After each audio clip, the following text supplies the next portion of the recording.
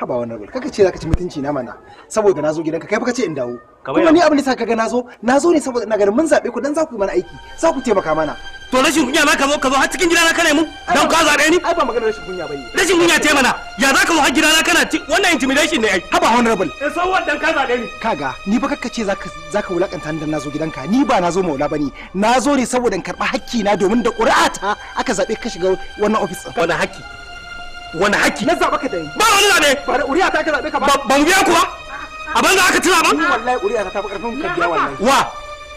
ka je ka turo mu shugaban mazaɓa in kana kurin ƙuri'a ka tasa na ci zaɓe gobe kar ka sake zama a biya ka wannan zaɓen da kai ko ba shi kenan ba biya ni wallahi me ya faru ba Allah alƙawari yayi min kuma yake cikawa to mahaifiyata ba ta da lafiya tana kwance asibiti yayi alƙawari akan in dawo zai taimaka yau amma kuma shine wai yake gaggayan maganganu dan nazo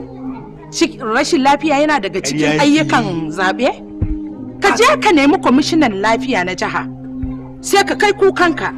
shikenan kinga magana nan ma ba taki bace ki bar ni da shi shine daidai ni domin ni ƙuri'a ce ta zaba in dai magana ƙuri'a ce da ka bashi mai tan kai billahi allazi la ilaha illa huwa ina gaya maka